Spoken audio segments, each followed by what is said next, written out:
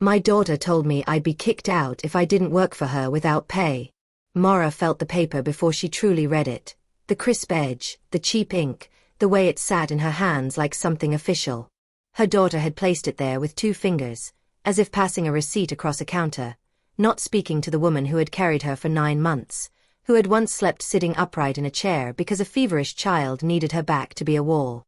Hit that subscribe button and tap the bell icon so you never miss our latest uploads.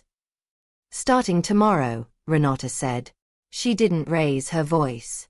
She didn't have to. The coldness had become a habit, a coat she wore even inside the house. These are your responsibilities. Mara looked down. A schedule. Times. Tasks. A list so tidy it could have belonged to a factory, not a home. 6 a.m. breakfast. 7. Dress the children and take them to school. 8. General cleaning. 9. Laundry. 10. Lunch. The hours marched on like soldiers until late at night, ending with ironing for the next day, as if life were nothing but wrinkled fabric waiting to be flattened. If that wasn't enough, Gustavo's voice floated in from the couch, lazy and loud, the voice of a man who never had to stand up to feel powerful. And all that includes covering household expenses. That's what your pension is for. The room swayed. Not physically. Mara didn't stumble, but something inside her shifted, like a floorboard giving way beneath a familiar carpet. She had spent 40 years waking before dawn, catching buses in the dark, filing paperwork until her fingers cramped. She had saved by skipping small pleasures, by counting coins at the grocery store, by pretending she didn't want the pretty things other women had. She had done it because she wanted stability. She wanted one key that belonged to her, one door she could lock and know the world could not take what was behind it. And now, in that very living room, her daughter was handing her a schedule like a supervisor. No, Mara said. The word came out thin, but it came out. Her throat tightened as if it didn't believe she had spoken. Renata blinked slowly, then tilted her head with practiced patience, the patience of someone pretending to be reasonable while sharpening a blade. If you don't agree, she said, you can pack your things and leave. The sentence landed like a slap that didn't sting until a second later. Leave. Mara's eyes moved across the room as if searching for a witness. The family photos she once kept on the mantel were gone, replaced by glossy posters of films she didn't recognize. A blanket she had crocheted in her 40s, soft blue, countless evenings stitched into it, lay bunched on the floor like trash. The leather sofa, which she had paid off in painful installments, had tears along the seam where children bounced and nobody corrected them. None of those things were the worst part. The worst part was how normal it looked now, how quickly a home could be rearranged until the owner felt like a guest. This house needs someone who actually helps, Renata continued, her nails painted a bright pink that made her hands look unfamiliar. Not someone who just takes up space. Mara stared at her daughter's mouth as she spoke, as if the words were coming from somewhere else. She remembered that same mouth-forming baby sounds, then calling her mommy, with a voice that made Mara's heart swell. Now it shaped itself around cruelty with the ease of routine. Gustavo laughed without looking away from his phone. She's got plenty of time to decide, he said, like he was discussing a return policy. But be realistic, honey. What else is she going to do? The children sat cross-legged on the floor with tablets glowing in their faces. Ethan, 8, clicked his game with rapid concentration. Valerie, 6, hummed softly to herself, a little melody from a cartoon.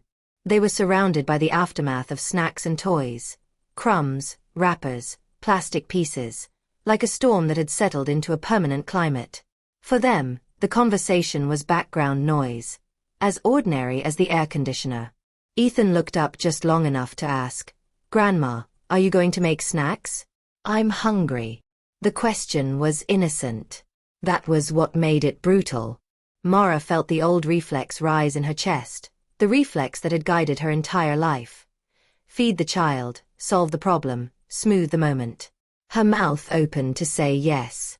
But Renata interrupted, sharp as a snapped thread. "Not now. Grandma's going to follow a schedule. If you want something, you ask at the right time. Then, with an unpleasant little flourish, Renata pointed to the paper. It's 4 o'clock. Snack prep time. She can do it now, actually. Mara's fingers crumpled the schedule slightly. She moved toward the kitchen because her legs remembered obedience even when her mind protested. Each step felt like she was walking deeper into something that didn't have a bottom. The pantry door opened. Empty. A few broken cookies at the bottom of a package, a can of tuna that had expired months ago, half a bag of rice. The refrigerator was worse. 2 yogurts with Renata's name written in marker, 1 beer, and leftovers that had turned into a sad science experiment. The house looked full, but the food was gone in the same way money was gone. Quietly, constantly, without anyone admitting where it went. There are no cookies. Valerie called from the living room, already irritated as if Mara had failed a test. I'm coming, sweetheart, Mara answered, using the gentle tone that always made the children feel safe. She looked around her kitchen, the kitchen she once loved, at the counters she had scrubbed for decades, the cabinets she had reorganized countless times. It was her kitchen, but it felt like it belonged to a different life. Renata's heels clicked into the doorway. She didn't ask if Mara was okay. She didn't notice the way Mara's hands shook. She simply added a new paper to the refrigerator with the same authority used to post rules at a workplace. By the way, Renata said, you need to go to the supermarket early tomorrow. Here's the list. We need about $150 worth of groceries. And stop by the pharmacy too. Kids' vitamins. Gustavo's special shampoo. $150. Mara's pension was $600 a month.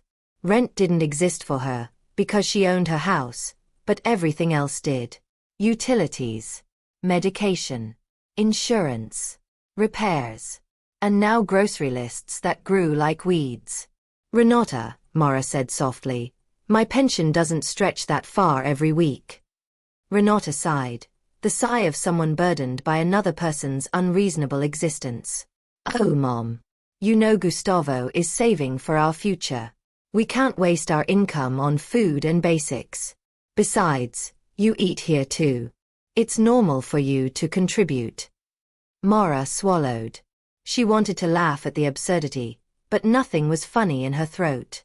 Contribute. She had contributed by allowing them into her home when they claimed they were desperate. By buying food when they said they were short this month. By watching the children for an hour, that turned into whole days. Each small yes had been absorbed into expectation until the word no felt like something she wasn't allowed to speak. And if I don't have enough? Mara asked. Renata's eyes narrowed, not because she didn't understand, but because she did and disliked it. Then you adjust. You buy the basics first. Don't be selfish when there are children in the house. Selfish. Mara felt the word lodge under her ribs. She had spent her life being careful, responsible, practical. She had raised Renata alone after the man who helped make her vanished when Renata was 3. Mara had not been allowed the luxury of selfishness. She had learned to be hungry for everyone else. Gustavo drifted into the kitchen in pajamas at 4:30 in the afternoon, scratching his stomach like a man visiting a hotel buffet. He pulled out the beer and drank as if his thirst mattered more than anyone's dignity. Could you make something good for dinner? He said, cheerful. Tough day. Tough day. Mara repeated before she could stop herself. You haven't left the house. I work from home on Tuesdays, he replied, offended, as if the concept itself were evidence of hard labor. Calls. Meetings. Stressful. Mara's eyes flicked to the clock. She remembered seeing him asleep on the couch at 1 in the afternoon, mouth open, phone in his hand. Stressful, she thought. Felt different when you were the one carrying it. Gustavo leaned against the counter, suddenly interested in management. We were thinking, he said, you should respect our downtime. If we're watching TV, don't come in making noise. No clanging dishes, no vacuuming. It's distracting. But the schedule. Mara lifted the paper. Then cook earlier, he said, shrugging. Or quieter. It's about organization. Organization. Mara had organized her life into survival. This was something else. This was control. Renata returned, smiling in that way that used to mean she was asking for a favor but now meant she was about to take something. "Oh, also," she said, "we need to talk about your room." Mara's stomach tightened. "My room. The master bedroom," Renata said casually. "Gustavo and I need it. It's bigger. More closet space. It makes sense for us." Mara felt the air leave her lungs slowly, like someone opening a valve. That room had been her refuge. Her grief had lived there, her prayers, the nights she lay awake after her husband died, tracing memories on the ceiling to keep herself from breaking. And now her daughter spoke of it like a storage unit. "It's small in the back room," Mara managed. "It's perfect for you," Renata said. "You don't need much space." Gustavo nodded as if approving a budget cut. "Plus it's closer to the kitchen. Easier for you to get up early without disturbing anyone." Mara stared at them, seeing not just her child and son-in-law, but the shape of their thinking. They didn't see her as a person with needs. They saw her as a function. A tool placed conveniently near the pantry. "And Sundays," Renata added, as if reading from a menu of humiliations. "Sundays are our family day. We need space to be a family, so you should plan to be out. Go to the park, church, visit a friend, whatever." Mara's hands curled around the edge of the counter. "Where am I supposed to go?" Renata smiled as if Mara had asked something silly. "You'll figure it out. The important thing is you don't depend on us for entertainment." Entertainment. As if being near her grandchildren was a hobby she needed to outgrow. As if she were a burden for wanting to be in her own home. That night, Mara lay in bed, her bed, for now, and stared at the ceiling. The house was quiet except for the distant sound of a television, and the occasional thud of someone walking without caring if others were asleep. She tried to find the moment where this had begun, the first domino that had tipped the rest. 2 years ago, Renata had arrived with tears and a suitcase and children clinging to her legs. Gustavo had carried boxes in with a face that already assumed the space would accommodate him. They had lost their apartment after Gustavo lost a job, which later became left a job, which later became was between opportunities. Renata had hugged Mara so tightly it had hurt. "You're saving us," Renata had whispered. "Just a few months. We'll get back on our feet. We'll help. We'll contribute. We'll be gone before you know it." For a while, it almost felt like a second chance at family. The laughter in the hallways warmed the cold corners of the house. The children's small hands took Mara's and made her feel useful in the best way. Renata cooked with her a few times, and Gustavo fixed a leaky faucet like a man performing generosity. Then it shifted, softly at first. "Can you watch the kids while I look for work? Can you make dinner? He's stressed. Can you cover groceries this week? We'll pay you back." Mara said yes because she loved them, because love had always been her first language. She didn't realize that every yes was a brick in a wall being built around her. At 3 in the morning one night, she heard the kitchen. She got up, careful not to wake anyone, and found Gustavo pouring cereal directly from the box into his mouth, crumbs falling like disrespect onto the counter she'd cleaned before bed. "Is everything okay?" she whispered. He jumped slightly, then relaxed. "I was hungry," he said. "It's nothing." "The cereal is for the kids," Mara said, seeing the box nearly empty. He rolled his eyes. "Don't be dramatic.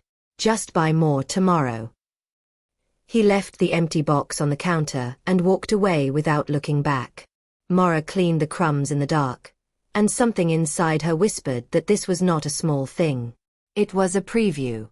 On Friday morning, according to the schedule now taped to the refrigerator like a threat, Mara woke early to prepare breakfast.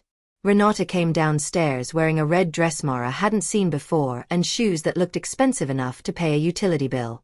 "Mom," Renata announced, pouring coffee into Mara's favorite mug, the one with tiny painted flowers. "I need you to watch the kids all weekend. Gustavo and I are going on a couples retreat. We need to reconnect." "A retreat?" Mora repeated, stunned. With what money? Renata laughed like Mora had told a joke. Gustavo got a bonus. We deserve a break. A bonus. The man who couldn't buy cereal had a bonus. The man who treated Mora's pension like a household account had extra money for hotels.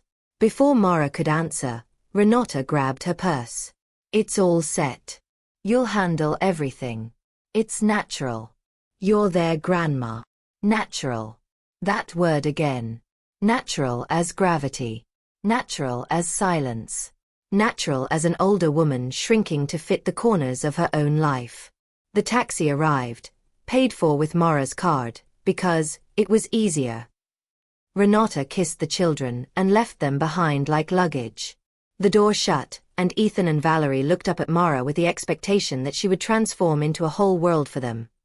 Cook, referee, teacher, entertainer, nurse, cleaner. By Saturday morning, Mora was already tired in a way sleep couldn't fix. Ethan spilled orange juice on the living room rug, and Valerie watched with the serious face of a tiny supervisor.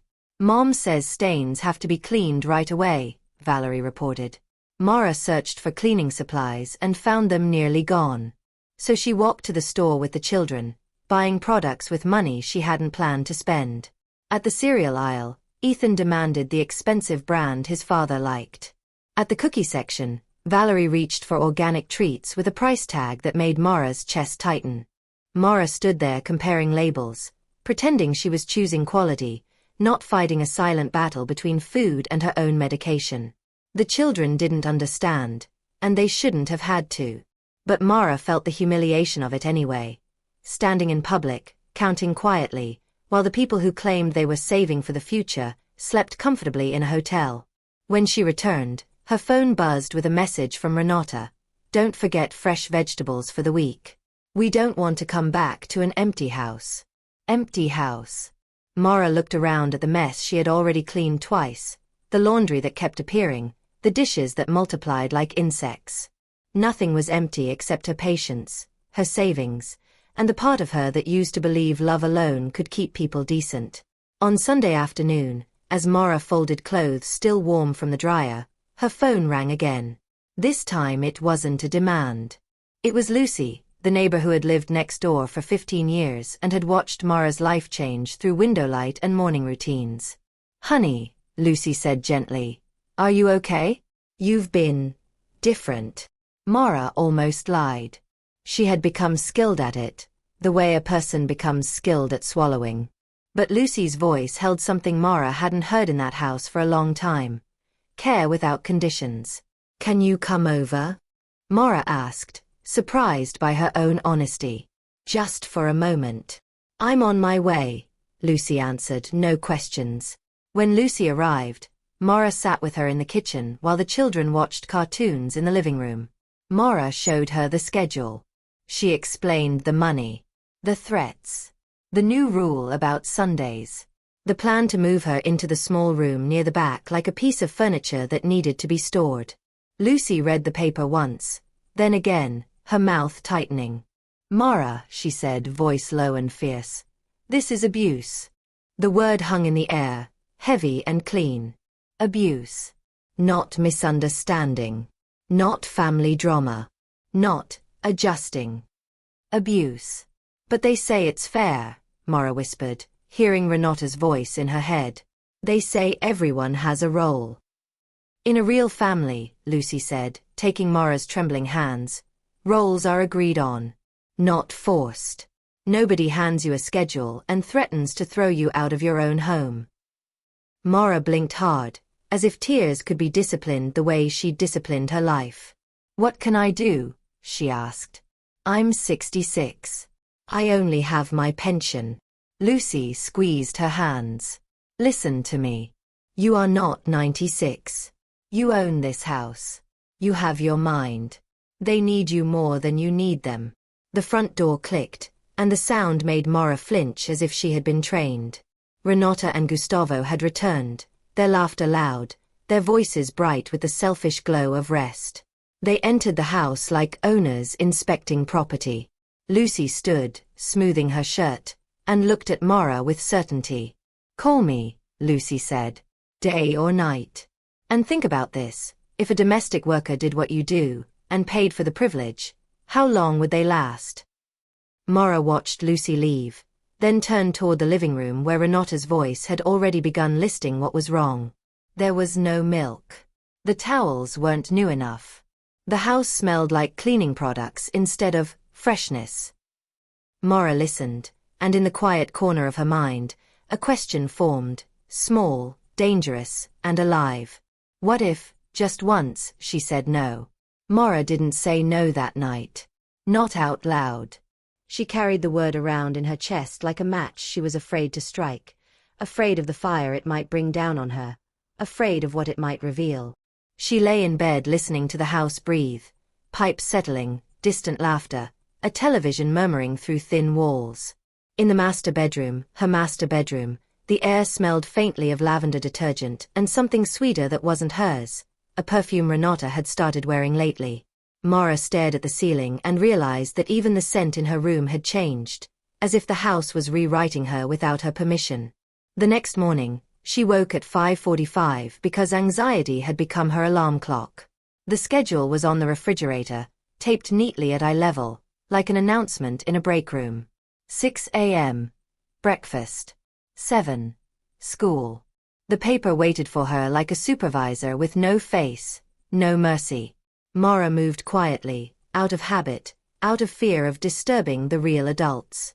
She cracked eggs into a bowl she'd owned since her 20s, whisked them with a fork that had lost its shine, and watched the batter swirl as if she could stir her life back into order. The children came down rubbing sleep from their eyes, and for a moment, just a moment, the old warmth returned. Ethan leaned against her hip. Valerie yawned and reached for her hand.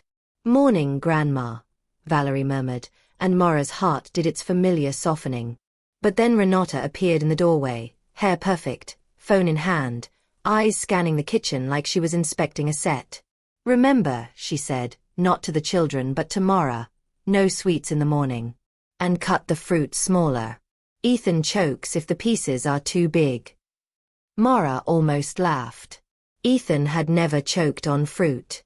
But correcting Renata would become an argument, and arguments were the new storms in this house, storms that always ended with Maura cleaning up the wreckage. She nodded. At 7, she walked the children to school, her joints stiff from too little rest. Renata didn't offer to come. Gustavo didn't even glance up from his phone. They stayed inside, sipping coffee, scrolling, living the kind of life that required someone else to keep it running. Outside, the air was crisp and bright. A few neighbors waved. Maura smiled automatically, but her smile felt like a mask glued too tightly to her face. She wondered if Lucy was watching from her window, if Lucy could see the way Maura's shoulders hunched, the way she walked as if apologizing to the ground beneath her. When she returned home, the schedule didn't offer her a pause. 8 o'clock. General cleaning. 9. Laundry. Her hands moved through tasks with the dull efficiency of muscle memory. She vacuumed around toys that never stayed put. She picked up crumbs that appeared like magic. She folded clothes that weren't hers, smoothing fabric as if she could smooth the disrespect woven into every day. At 10, she began lunch, only to find the pantry still thin. She made rice and beans, stretching what she had the way she'd learned to stretch everything. When Renata saw the meal later, she sighed loudly. "Again?" Renata asked, as if Maura was serving punishment, not food. "It's what we have," Maura answered carefully. Renata glanced at her phone. "Then go to the store today. I don't want the kids eating the same thing every day. It's not healthy." Maura looked down at her hands, at the thin skin and the faint blue veins. Not healthy, she thought, was a house where love turned into a ledger. That evening, when the children asked for cookies, Maura said she'd make popcorn instead. Valerie pouted. Ethan whined. Renata watched from the couch with a smile that wasn't amusement but approval, like a manager pleased that an employee was enforcing the new rules. "You see," Renata said. "Structure helps. They listen better when you're consistent." Maura bit the inside of her cheek until she tasted blood. The first Rayol spark happened 2 days later, in the form of a doorbell at 5:30 in the morning. The sound cut through Mara's sleep like a knife. She sat up, heart racing, the room still dark, the house silent except for the bell's insistence. For a moment she thought something terrible had happened. An emergency, a hospital call, fire. Then she heard a suitcase wheel bumping against the porch steps. Mara's feet touched the cold floor. She pulled on a robe and walked down the hallway, her thoughts stumbling over each other. Renata's door was closed. Gustavo's door was closed. Of course they were. Guests arrived for Mara, not for them. Demands arrived for her. She opened the front door and there stood Marissa. Gustavo's mother was dressed as if she'd stepped out of a magazine. Perfect hair, heavy perfume, lipstick that looked sharp enough to cut. 2 enormous suitcases sat beside her like guards. Marissa didn't greet Mara. She didn't even say good morning. "Finally," Marissa said, pushing forward as if the house belonged to her. "That taxi took forever. I hope Gustavo told you my breakfast needs." "I can't eat just anything." Mara's mouth opened, but no sound came out at first. She was still half asleep, and the reality felt like a dream designed by someone cruel. "Good morning," Mara managed at last, stepping aside because her body still believed she had to make room for other people's force. "Gustavo said you were coming." Marissa sniffed, eyes flicking over the hallway, the walls, the rug, the framed photo that remained because Mara hadn't yet found the strength to put it away. "Humph. This place needs adjustments. Where is my room?" "I'm exhausted." Mara's stomach tightened. "My room," she heard. The master bedroom. The one Renata and Gustavo had already decided was theirs. And now, apparently, it belonged to Marissa too, as if Mara's life was a hotel reservation being passed around. Mara carried one of Marissa's suitcases down the hallway. It was heavier than it should have been, as if Marissa had packed not clothes but entitlement, stone by stone. Marissa walked behind her, commenting on everything. "This rug is worn," she said, tapping the Persian rug Mara had saved for years to buy. "And these curtains are too dark. At my age, I need light. You'll have to change them." Change them tomorrow, Mara thought. With what money? With what energy? With what remaining piece of herself? When they reached the master bedroom, Marissa inspected it like an appraiser. She pulled open drawers. She tested the mattress by sitting and bouncing slightly. Finally, she nodded. "This will do. But wash the sheets with hypoallergenic detergent. I can't sleep in beds that aren't spotless." Hypoallergenic detergent. Another item on another list. Mara felt something inside her sink lower, like a stone dropping through water. At 6 sharp, Marissa appeared in the kitchen wearing a silk robe and feathered slippers, her face fresh as if she'd slept 8 hours in the taxi. Mara hadn't even brushed her hair.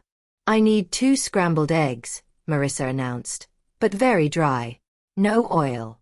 Whole wheat toast, barely toasted. Coffee very light. Fresh fruit, only perfectly ripe." Mara stared at her. She had no eggs. She had no whole wheat bread. The fruit bowl was empty because Mara had bought apples last week, and the children had eaten them without anyone thinking to replace them. "I don't have exactly," Mara began. Marissa's eyes widened. "What do you mean you don't have any? Gustavo didn't tell you what I need? This is unacceptable. A house without basic ingredients for a decent breakfast." The word house sounded like accusation. Mara's house, used as proof of her failure. The argument woke Gustavo, or perhaps it annoyed him enough to bless them with his presence. He entered in a crisp shirt, hair still damp from a shower, looking like a man who could afford to be clean because someone else was always dirtying their hands. "What's going on?" he asked, though his tone made it clear the problem was not his mother's shouting but Mara's existence. Marissa pointed at Mara as if indicating a malfunction. "Your housekeeper doesn't have food." Housekeeper. Mara felt the word slam into her chest. It was the first time Marissa had spoken it out loud, but it had been hanging in the air since the moment she arrived. Marissa didn't see Mara as family. She saw her as staff. Gustavo looked at Mara, annoyed. Didn't you go to the supermarket this weekend? Yes, Mara said, voice controlled. But I bought what Renata asked for the children. And cleaning products. There wasn't. Oh please, Gustavo snapped. Excuses. My mother needs breakfast. Go now. Buy what she needs. Next time plan better. Go now. At 7 in the morning. Spend money Mara didn't have. Like this was normal. Like her pension was an endless fountain meant to water other people's comfort. And with what money? Mara asked before she could swallow the question. The kitchen went still. Even Marissa's expression shifted, surprised that the furniture had spoken. With your pension obviously, Gustavo said, as if Mara had asked where water came from. That's what your income is for. To keep the house running. Mara's throat tightened. She felt Lucy's words press against her ribs. You own your house. You have your mind. They need you more than you need them. My pension is committed, Mara said quietly. I don't have money available for extra purchases. Marissa's mouth fell open in scandal. This is the service in this home? An employee who refuses basic shopping. Gustavo's face hardened. If you can't fulfill the responsibilities, he said, voice low and threatening, then we may need to reconsider living arrangements. There it was. The same blade, shown again.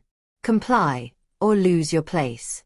Mara looked at the counter, at the cheap schedule paper taped to the fridge, at Marissa's feathered slippers, at Gustavo's clean shirt. She looked at her own hands, wrinkled, hard-working, shaking slightly. Something in her, something that had been bending for 2 years, finally hit its limit. She lifted her head. Okay, Mara said, calm enough that the words startled even her. Immediately, the tension in the kitchen eased. Gustavo relaxed like a man whose authority had been restored. Renata, drawn by the noise, appeared in the doorway rubbing sleep from her eyes, and her face softened with satisfaction when she heard Mara's surrender. I knew you'd understand, Renata said, giving Mara that patronizing smile that always made Mara feel smaller. It's important to make Grandma Marissa feel welcome. Mara nodded once. She turned to the pantry as if she were preparing to obey. She grabbed her purse. And she walked out. But she did not go to the grocery store. Instead, Mara drove to the shopping center with the pharmacy and the bank, her hands steady on the steering wheel in a way they hadn't been in months. The sun was rising, and the sky was pale gold, as if the world was offering her a quiet chance to choose something different. At the bank, she withdrew $200 from her small savings account, the account she had been protecting like a last candle in a storm. She had always told herself she would only touch it for a true emergency. As the bills slid out of the ATM, Mara realized this was the emergency. Not Marissa's breakfast. Not cereal. Not curtains. This. Losing herself. With the cash in her wallet, she walked 2 doors down to a small law office she had noticed before but never thought she would need. The sign had simple letters. Inside, the air smelled like paper and polished wood, and there was a quietness that felt like respect. The receptionist looked up with a practiced smile. Can I help you? Yes, Mara said, voice firm. I need to speak to a lawyer. Today. The receptionist asked if it was urgent. Mara surprised herself with how quickly she answered. Yes. When the lawyer entered, David Miller, 50-something, neatly trimmed beard, eyes sharp but kind, he didn't treat Mara like a confused old woman. He treated her like a person who owned something and needed to protect it. Tell me what's happening, he said.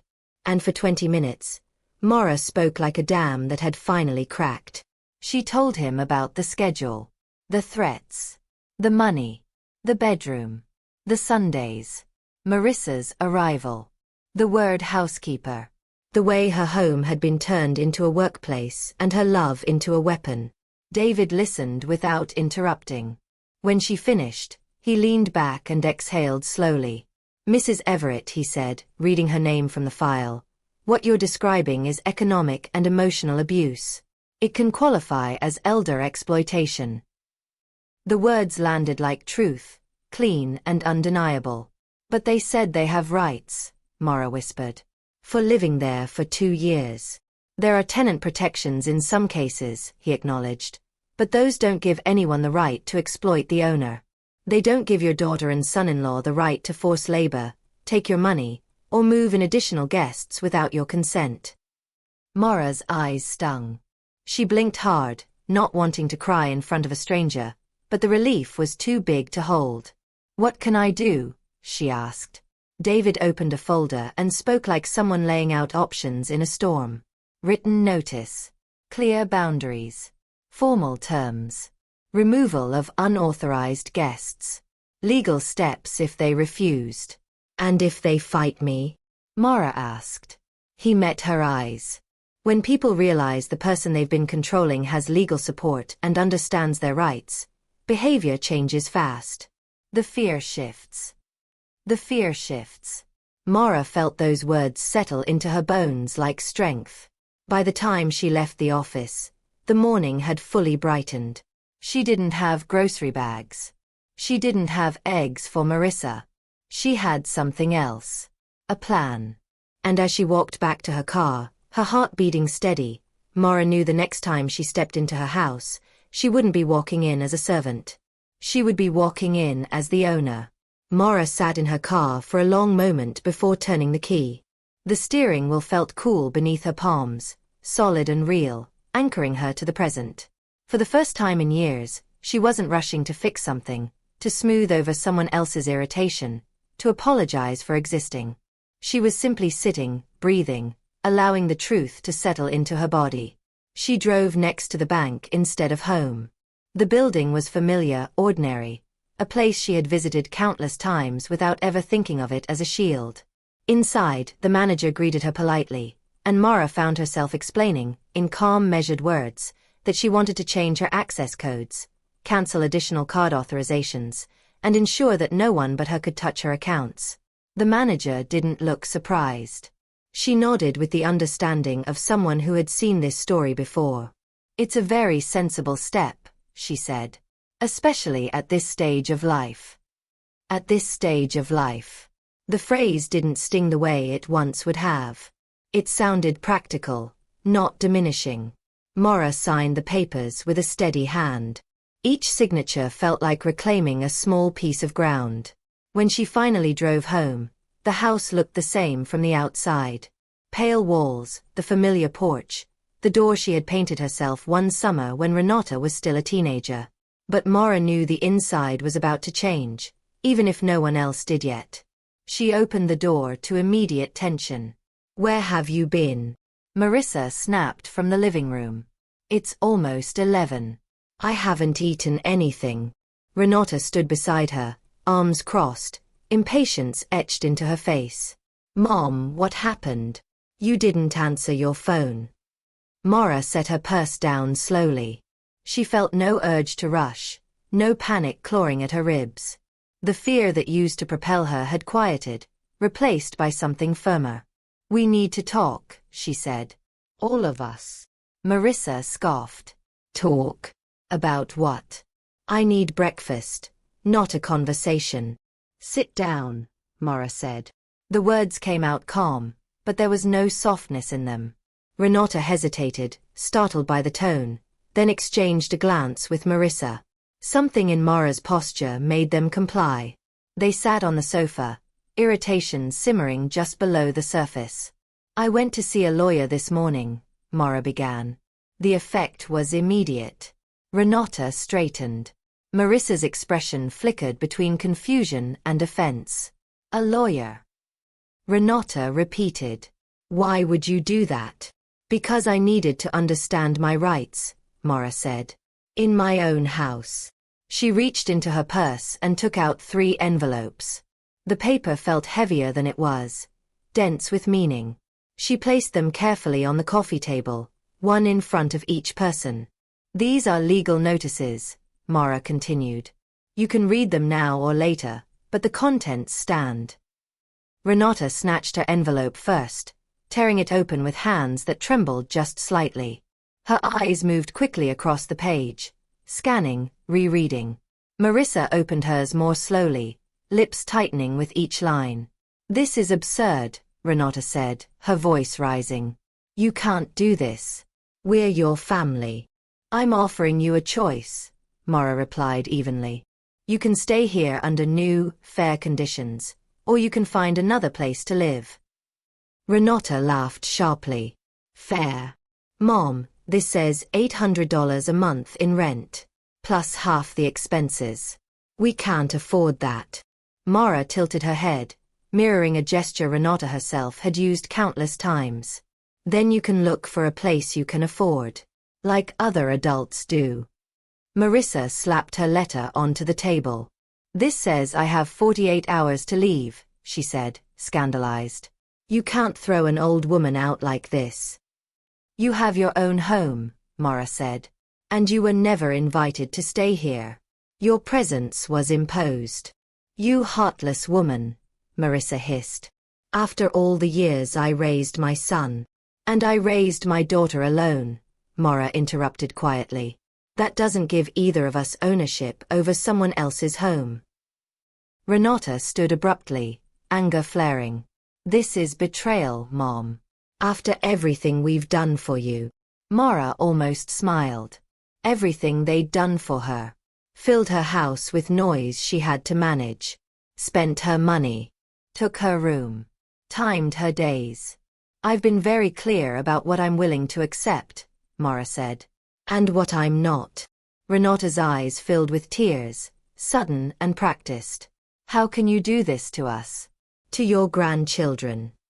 Mara felt the familiar tug of guilt, sharp and aching, but it didn't pull her under this time. She had anticipated this moment, had rehearsed it in her mind with David's guidance. "My relationship with my grandchildren doesn't require me to be exploited," she said. "And using them to pressure me is not okay." Marissa rose from the sofa, indignation fueling her steps. "Gustavo won't allow this. He'll fix this when he gets home." Mara met her gaze steadily. "Gustavo is welcome to discuss this with my lawyer." The front door opened then, as if summoned by the tension. Gustavo stepped inside, briefcase in hand, his confident stride faltering when he saw the scene. "What's going on?" he demanded. Renata rushed to him, waving her letter. "She's trying to kick us out. She brought lawyers into this." Gustavo skimmed the paper, his jaw tightening. "This is ridiculous," he snapped. "You can't just change the rules." "These are my rules," Mara said. "In my house." Gustavo laughed, sharp and dismissive. "We have rights. We've lived here 2 years. We've maintained this place." "You've paid no rent," Mara replied. "And you've taken money from me. That's not maintenance." "You're threatening us," Renata said, voice shaking. "Your own family." "I'm protecting myself," Mara said. "There's a difference." The children's voices floated down the hallway then, Ethan and Valerie returning from school, unaware of the battle unfolding. Their laughter cut through the tension, and for a moment, everyone paused. "Why is everyone yelling?" Ethan asked, stepping into the living room. Mara knelt in front of him, her heart aching but steady. "The adults are talking about some changes," she said gently. "It's going to be okay." Valerie clutched her backpack. "Are we leaving?" "That depends," Mara said honestly, standing again. "On the choices your parents make." Gustavo's face flushed. "You're confusing them," he snapped. "They deserve honesty," Mara replied.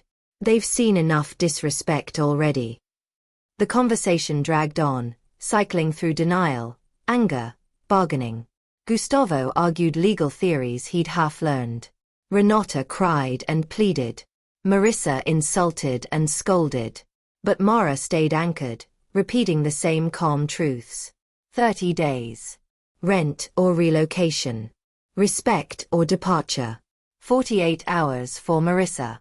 When the house finally fell quiet that night, Mara returned to the master bedroom and closed the door. She sat on the edge of the bed, exhaustion flooding her now that the adrenaline had faded. But beneath the fatigue was something new. Relief. Marissa left 2 days later in a storm of tears and accusations, dragging her suitcases out like weapons. She told anyone who would listen that she was being abused, mistreated, abandoned. Maura stood on the porch and watched her go, feeling neither triumph nor guilt, only peace. The next weeks were harder. Renata and Gustavo tried everything. They pretended nothing was happening. They tried charm. They tried fury. They accused Maura of cruelty, of selfishness, of being changed. "You've become cold," Renata said one night. "You care more about money than family." "I care about respect," Maura replied. When that didn't work, they tried fear. "What if you get sick?" Gustavo asked. "What if you fall? Who will help you?" "I'll arrange help," Maura said. "Like other adults do." The final days were thick with tension. The children sensed the shift, clinging to Maura with confusion and sadness. She held them, explained what she could, reminded them she loved them. On the 30th day, Renata packed silently. Gustavo avoided Maura's eyes. They moved out with resentment etched into every box. When the door closed behind them, the house felt impossibly quiet. For the first few days, the silence rang in Maura's ears. She woke expecting demands that never came. She cooked meals too large out of habit, then laughed softly at herself. Gradually, the quiet softened. It became space. She rearranged the living room, bringing her photos back to the walls. She moved her books out of the garage and stacked them lovingly on shelves. She reclaimed the master bedroom fully, washing the sheets with her own familiar detergent, opening the curtains just the way she liked. Lucy came over with soup and a smile. "You did it," she said. Maura nodded. "I did." They began having lunch together. Maura joined a painting class at the community center. She signed up for dance lessons she'd always wanted to try and never thought she was allowed to. Her pension felt different now. Not stretched thin by resentment, but managed with intention. She bought herself flowers one afternoon and cried in the grocery store aisle, overwhelmed by the simple joy of choosing something just because it made her happy. Ethan and Valerie visited every other Saturday. Without the weight of obligation, Maura could simply be their grandmother. They baked cookies. They went to the park. They laughed. "Grandma," Valerie said one afternoon, "you seem happier." Maura smiled. "I am, sweetheart." At night, she slept deeply, without schedules taped to the refrigerator, without fear of footsteps approaching with new demands. She slept like a woman who belonged to herself.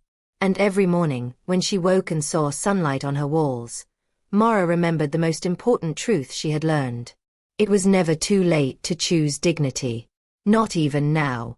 Maura woke one morning to rain tapping softly against the bedroom window, the kind of steady, patient rain that didn't demand attention but made itself known all the same. She lay still for a while, listening. No footsteps in the hallway. No voices calling her name. No list waiting on the refrigerator. Just the quiet rhythm of water and the distant hum of the city waking up without her involvement. She smiled to herself, a small private smile, and pulled the blanket tighter around her shoulders. In the first weeks after Renata and Gustavo left, Maura discovered how deeply habit had carved itself into her body. She still woke early, sometimes before dawn, heart racing as if she were already late for something. She would sit up in bed, confused for a moment, then remember, slowly, gently, that there was nowhere she had to rush to. No one waiting to assign her worth for the day. On one such morning, she padded into the kitchen and stopped short. The refrigerator door was bare. No schedules. No lists. No notes reminding her what she should be doing at any given hour. She rested her hand against the cool surface and let out a long breath she hadn't realized she was holding. The kitchen looked different now, even though nothing physical had changed. It felt lighter, as if the walls themselves had exhaled. Maura made coffee and drank it slowly at the table, watching rain trace uneven paths down the glass. She thought about all the mornings she had gulped coffee standing up, already planning meals, rides, chores, expenses. She thought about how urgency had become her default state, as if peace was something she had to earn through exhaustion. Later that day, Lucy came by with a loaf of warm bread wrapped in a towel. "I thought you might like company," Lucy said, stepping inside without hesitation but also without assumption. She looked around, taking in the rearranged living room, the framed photos back on the walls, the absence of clutter. "It looks like you again," Lucy said softly. Maura felt a lump rise in her throat. "I didn't realize how much of myself I'd packed away." They sat together at the table, tearing bread, dipping it in olive oil, talking about nothing important and everything that mattered. Lucy told her about a new class at the community center. Dance. Beginner level, no pressure. "I don't dance," Maura said automatically. Lucy raised an eyebrow. "You've never danced, or you were never allowed to?" The question stayed with Maura long after Lucy left. A few days later, she signed up. The dance studio smelled faintly of polished wood and citrus cleaner. Mirrors lined the walls, reflecting women and men of different ages and shapes, all wearing the same tentative expression of people trying something new. The instructor smiled easily, clapped her hands, and told them there was no such thing as doing it wrong. Maura's body resisted at first. It felt stiff, uncertain, like a language she hadn't spoken in decades. But as the music started, slow, rhythmic, something loosened. Her feet found a pattern. Her hips remembered motion. Laughter bubbled up around her, and to her own surprise, she laughed too. That night, she slept like a child after a long day of play. The phone rang the next morning. Renata's name flashed on the screen. Maura stared at it for a moment before answering. Her heart beat faster, but not with fear, more like caution. "Hello," Maura said. There was a pause, then Renata's voice, subdued, almost unfamiliar. "Mom." "Yes. I wanted to check in," Renata said. "The kids miss you." "I miss them too," Maura replied evenly. Another pause. "This has been hard," Renata said, as if confessing something. "On all of us."